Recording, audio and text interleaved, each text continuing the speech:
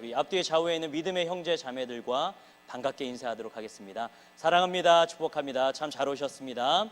은혜 많이 받으시기 바랍니다. 네. 요즘 극장에서 되게 재미있는 영화가 하나 나왔다고 합니다. 얼마 전에 디즈니에서 알라딘이라는 만화를 실사판으로 영화로 이렇게 나왔습니다. 그래서 몇몇 분들이 끄덕끄덕 거리는 거 보니까 보신 분들이 있는 것 같아요. 저는 아직 보진 못했습니다. 그런데 이 알라딘 하면 저는 항상 무엇이 생각나냐면 램프의 지니가 생각납니다. 램프의 지니가 이렇게 램프를 딱 이렇게 쓱싹쓱싹 닦으면 뿅 하고 나와가지고 이 지니가 뭐라고 이야기를 하죠? 네, 뭐라고 이야기하죠? 네, 주인님. 네, 주인님부터 시작하는군요. 네, 또 뭐라고 하죠? 네, 소원을 3가지를 들어주겠다. 이렇게 딱 얘기를 합니다. 그래서 저도 어렸을 때 만화를 보면서 되게 황당한 소원을 많이 빌었었던 것 같아요. 뭐 키가 엄청나게 커지게 한다거나 아니면 얼굴이 잘생겨진다거나 뭐 하나도 이루어진 것이 없지만 아무튼 이런 소원들 이야기했을 것입니다. 아마 우리 사람들에게 당신의 소원이 무엇입니까? 라고 물어본다면 뭐 여러 가지를 말하겠죠. 뭐 돈이 정말 엄청나게 많아서 이제 돈 자랑할 수 있는 거, 아니면 제가 가지지 못한 뭐 키가 180 몇 정도, 서유일 목사님 정도의 키 정도 될 수 있도록, 뭐 아니면은 뭐 얼굴이 원빈이라던가 아니면 뭐 아주 훌륭한 멋있는 사람들 있잖아요. 뭐 얼굴이 잘생겨진다거나 아니면 뭐 건강할 수 있도록, 뭐 행복할 수 있도록, 뭐 아니면 남친 여친이 엄청 예쁘거나 멋진 사람이 됐으면 좋겠다. 아마 지금 내가 가지지 못한 수없이 많은 소원들을 계속적으로 이야기하게 될 것입니다.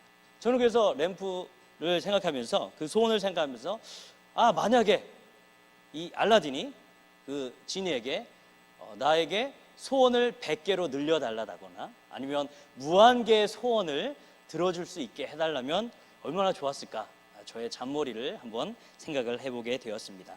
아마도 오늘 성경에 등장하는 이 모압 왕 발락이라고 한다면, 이렇게 소원을 빌라고 하면 아마 분명하게 이 소원을 말했을 것입니다. 그것은 바로 무엇이냐면, 자신들에게 쳐들어오고 있는 이스라엘이 저주를 받아서 아주 약해져서 이 모압 땅으로 쳐들어오지 못하는 것, 아니면 이 이스라엘이 완전히 망하는 것, 아마 이것을 분명하게 소원으로 빌었을 것입니다.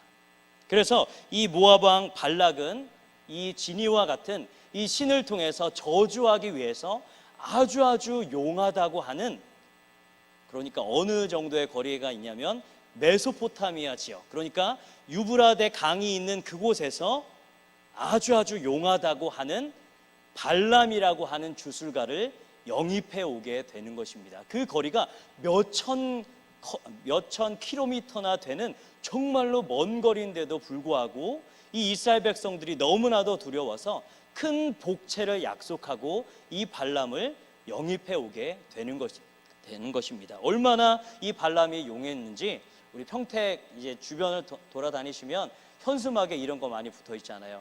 갓 신 내린 뭐 무당 뭐 이런 거, 엄청나게 영음했던 사람인 것 같아요. 그래서 엄청나게 큰 복채를 내가 원하는 대로 내가 다 주겠다라고 할 정도로 엄청난 복채를 약속하고 이 발람을 영입을 해오게 됩니다. 그래서 이스라엘 백성들이 다 보이는 곳에 이 발람을 딱 올려놓고, 그리고 발람이 그동안 했었던 그 방식대로 제물들을 다 준비합니다. 첫 번째 이제 저주가 시작될 때였습니다.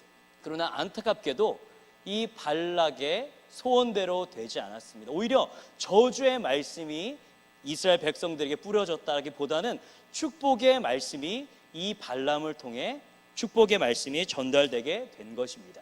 그래서 이 발락은 그래도 포기하지 않았습니다. 의지의 사나이였습니다. 그래서 한 번 더 장소를 옮기게 되면 아마도 장소를 조금 옮기고 이스라엘 백성들이 너무 많이 보여주니까 아마도 이 발람이 쫄아가지고 제대로 저주를 못했을 것이다. 그래서 이번에는 조금 높은 곳에 올라가되 이스라엘 진영의 끝부분만 볼 수 있는 곳에 올라가게 되는 것입니다. 바로 13절, 14절이 그렇게 이야기하고 있습니다. 우리 다 함께 13절과 14절을 함께 읽어보도록 하겠습니다.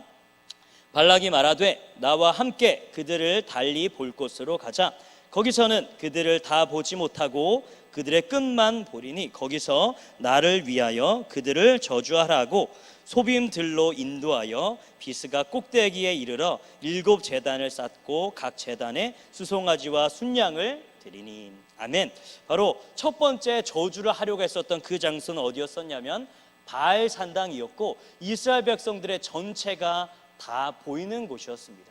그리고 그곳에서는 안타깝게도 이 발람이 원하는 저주가 나오지 않았고 하나님께서 이 발람의 입술을 통해서 이스라엘 백성을 향한 축복의 말씀이 선포되게 되었던 것입니다. 그래서 두 번째 장소는 어디로 옮겼냐면 성경에 나와 있는 것처럼 소빔들 비스가 꼭대기 높은 곳에 올라가게 되었습니다. 그리고 이스라엘 백성들의 전체가 보이는 것이 아니라 그들의 일부분만 보이는 곳에 가서 이제 드디어 저주를 내리기 위해서 모든 것들을 준비하고 있었던 것입니다.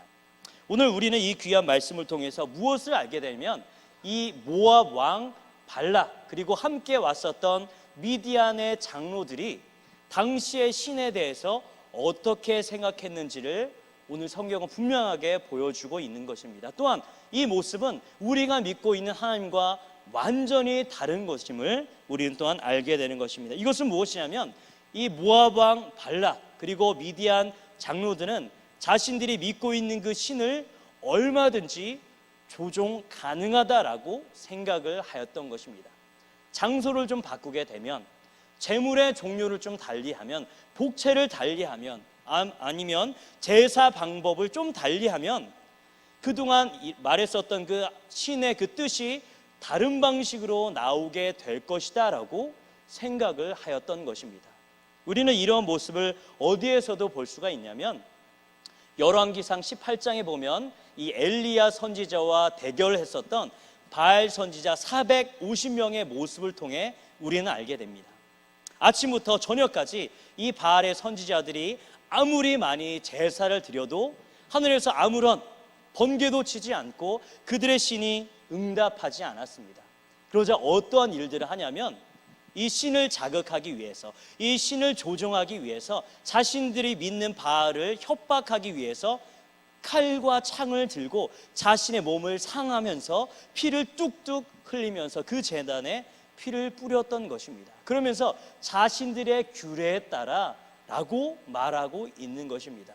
이것은 바로 고대 근동 그리고 이스라엘 백성들이 살고 있었던 하나님이 아닌 다른 우상을 믿는 그 신들은 어떤 식으로 생각을 했었냐? 하나님은 얼마든지 조정이 가능한 것이다. 복채를 많이 하면, 협박하면, 복채를 많이 하면, 아니면 제사 방법을 달리하면 얼마든지 내가 원하는 점괘를 얻을 수 있다. 신의 뜻도 내 마음대로 바꿀 수 있다라고 그들은 믿어왔던 것입니다.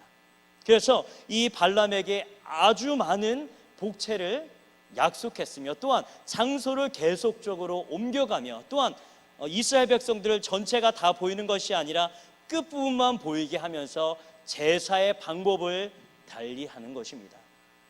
이것이 바로 당시에 믿고 있었던 우상들을 섬기는 방식이었습니다. 이게 정말로 신의 모습인가? 이게 정말로 사람을 구원할 만한, 사람을 도울 신의 모습인가? 우리는 분명히 단호하게 아니다라고 우리는 말씀하고 있습니다. 또한 성경에서는 이것은 바로 참된 신의 모습이 아니고 바로 오직 유일하신 하나님, 이스라엘을 붙드셨고 또한 이스라엘을 부르셨고 이스라엘 백성들과 언약을 맺으신 오직 여호와 하나님만이 참된 신이다라고 성경은 분명하게 이야기하고 있다라는 것입니다. 열방에 있는 많은 신들은 얼마든지 조정이 가능합니다. 얼마든지 자신의 유익을 위해서 이용해 먹을 수 있습니다.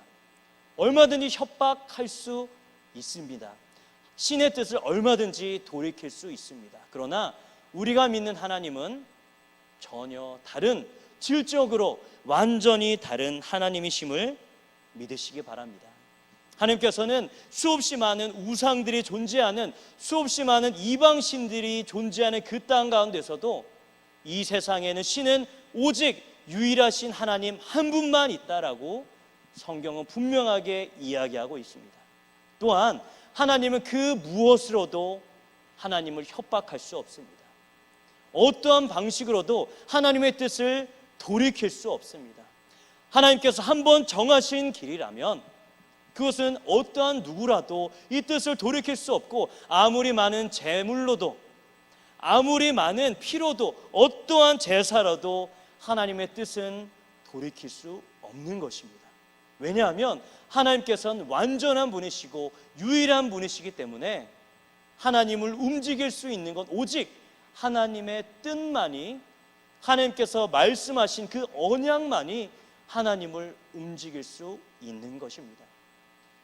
또한 하나님의 마음을 움직일 수 있는 것은 무엇이냐? 오직 하나님을 향한 믿음과 사랑과 헌신, 그리고 사랑하는 아버지를 향한 간절한 기도밖에 없다라는 것입니다.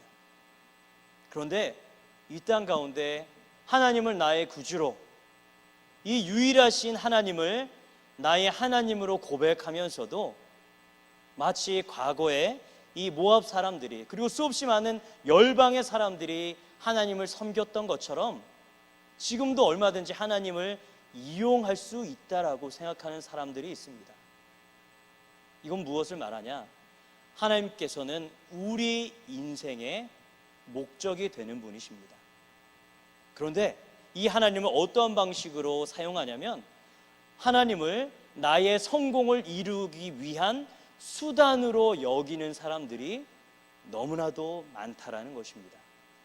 물론 우리는 이 교회에 나올 때 수없이 많은 인생의 어려움, 수없이 많은 허기짐으로 인하여서 필요가 많기 때문에 이 교회에 나왔습니다. 저는 참 많이 부끄럽지만 이제 기독교 선교 단체를 통해 하나님을 알게 되었지만, 처음에 찾아간 이유는 하나님을 향한 뜨거운 열정이 아니었습니다. 어떻게 한번 여자친구를 한번 만들어 보려고 딱 갔는데 여자친구는 떠나고 하나님을 만나게 돼서 너무나도 해피엔딩입니다. 아무튼 우리 모두가 다 어떠한 필요에 의해서 하나님 앞에 나왔습니다. 그리고 우리 하나님 안에서 하나님께서 우리에게 주시는 참된 평안과 자유함, 날마다 우리 가운데 솟아나는 기쁨과 하나님이 주시는 유업을 우리는 다 받은 자라고 성경은 분명하게 이야기하고 있습니다. 그러나 아직도 많은 사람들은 이곳에 만족하지 않고, 어떻게 하면 내가 조금 더 잘 살아볼까, 어떻게 하면 내가 좀 기도를 많이 하면 부동산 해서 돈이 많이 벌리겠지, 아니면 내가 조금 기도 많이 하고 헌신 많이 하면 직장에서의 직급이 빨리 오르겠지, 아니면 내가 열심히 헌신하고 기도하면 아픈 나의 자녀들이, 아니면 이런 것들이 다 낫겠지, 이런 방식으로 하나님을 사용할 때가 너무나도 많다라는 것입니다. 물론 우리가 하나님 안에서 우리의 필요한 것을, 왜냐하면 하나님 우리 아버지시기 때문에 우리의 필요한 것을 반드시 알아야 됩니다. 우리가 날마다 먹고 마시는 문제, 아니면 또한 하나님의 뜻에 대해서 우리가 매일매일 하나님 앞에 기도하며 우리의 아버지 되신 하나님 앞에 매일매일 구하는 삶을 살아가야 하는 것입니다.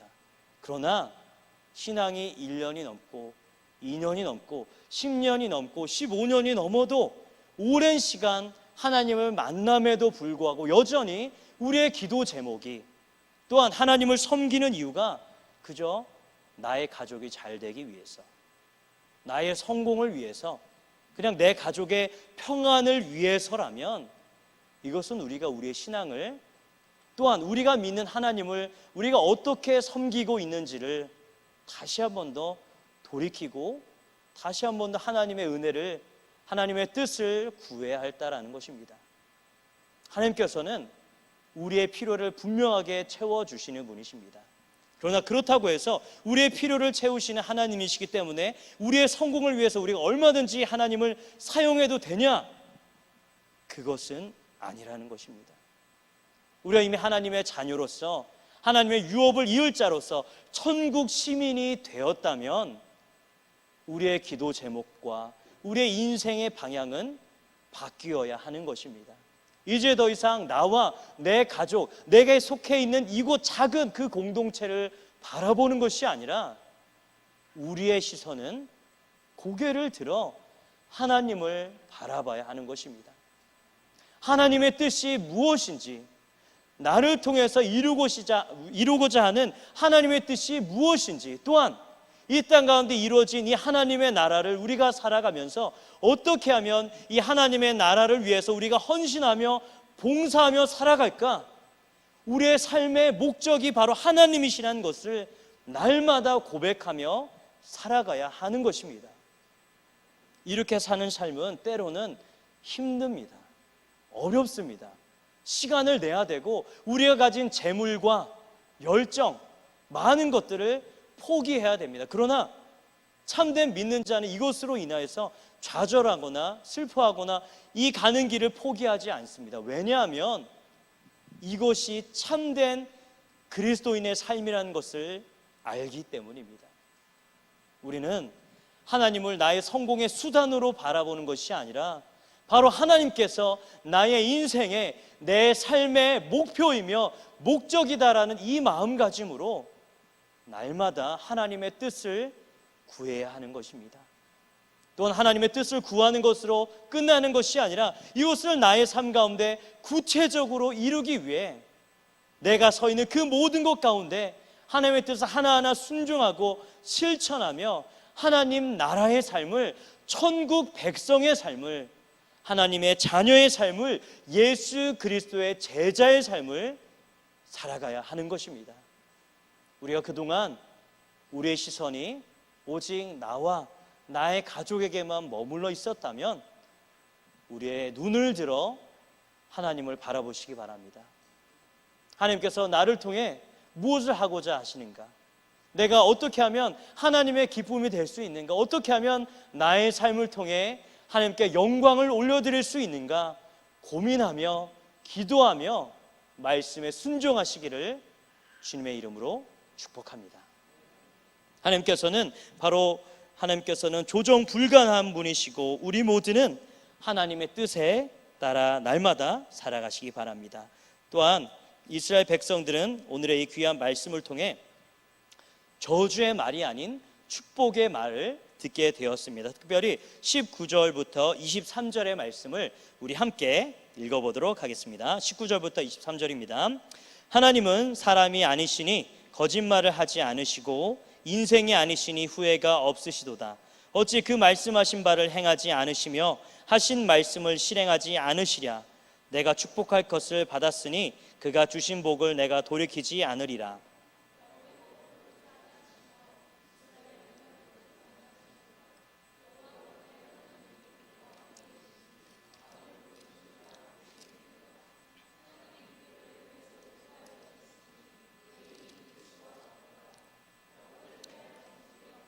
이스라엘을 해할 복술이 없도다.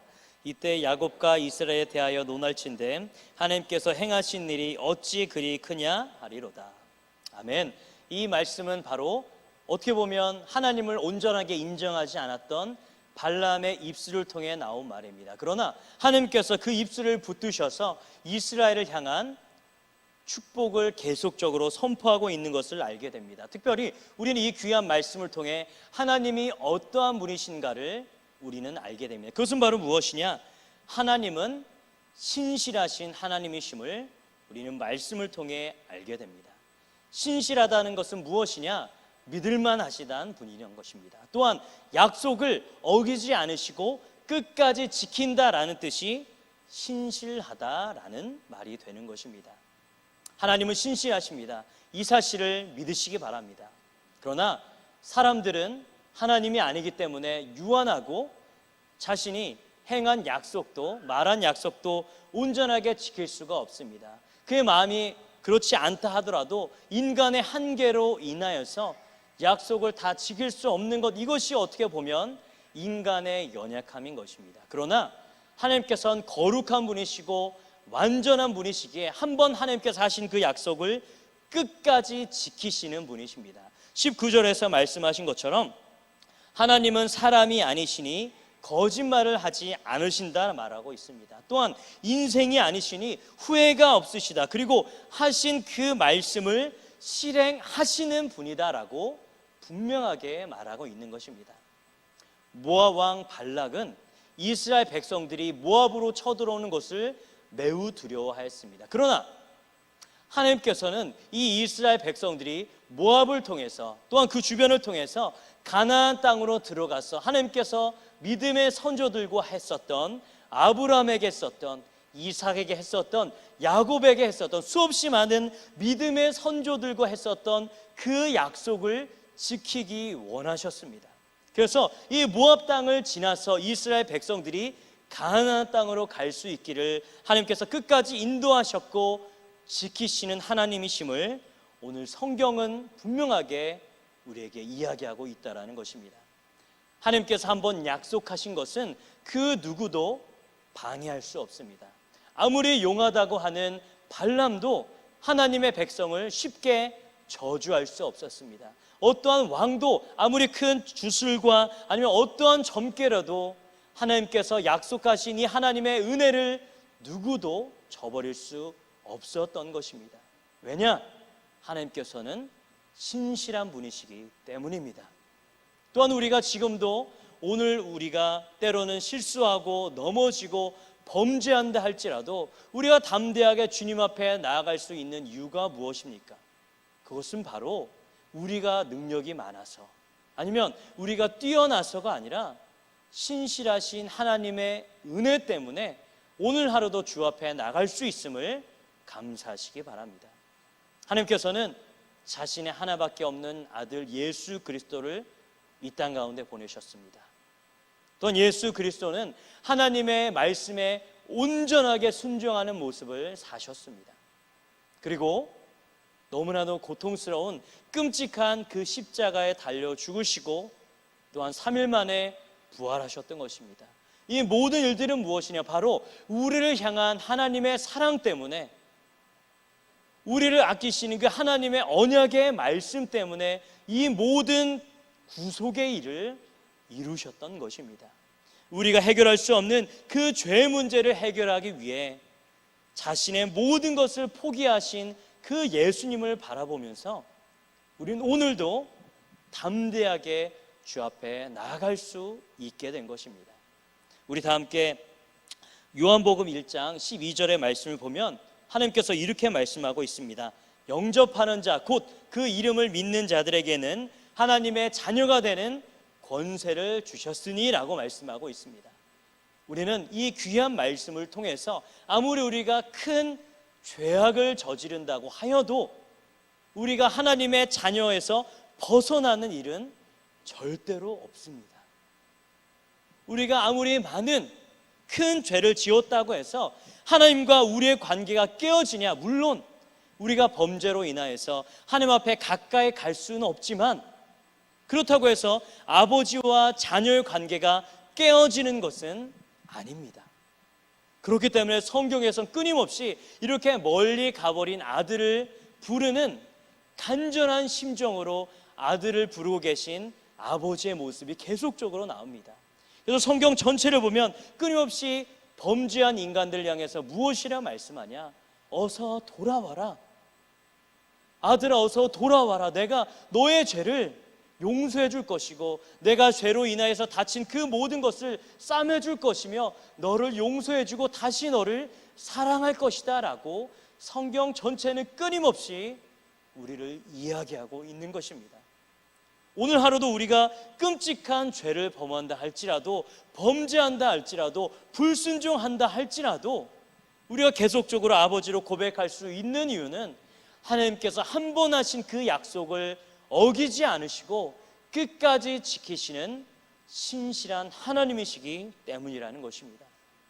또한 이것에 대해서 하나님께서 무엇이라 말씀하시냐면 로마서 8장 38절에서 39절 말씀은 이렇게 이야기하고 있습니다. 내가 확신하노니 사망이나 생명이나 천사들이나 권세자들이나 현재일이나 장래일이나 능력이나 높음이나 깊음이나 다른 어떤 피조물이도 우리 주 그리스도 예수 안에 있는 하나님의 사랑에서 끊을 수 없다라고 분명하게 말씀하고 있는 것입니다. 우리는 너무나도 연약합니다. 이곳에서 하나님을 사랑한다고 고백하고 뜨겁게 찬양하고 기도한다 할지라도 예배 마치고 돌아가는 순간에 얼마든지 죄를 짓고 범죄할 수 있습니다. 그러나 이때 절망하고 내가 지은 죄가 너무 커서 하나님 앞에 나아갈 수 없다, 포기하지 마시기 바랍니다. 어떠한 죄도 하나님의 은혜를 이길 수 없습니다. 어떤 무엇도 하나님의 사랑에서 우리를 끊을 수 없습니다. 하나님께서는 인간이 아니시기에, 인생이 아니시기에 하나님께서 하신 그 약속을 절대로 돌이키시지 않는 분입니다. 신실하신 하나님 앞에 오늘 하루도 담대함으로 나아가 하나님이 주신 은혜와 사랑을 오늘도 충만히 누리시기를 주님의 이름으로 축복합니다.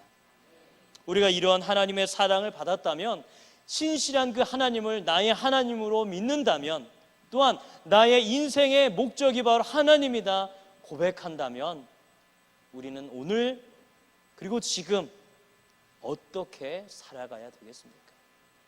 오늘 하루도 귀한 하나님의 말씀에 귀를 기울여야 합니다.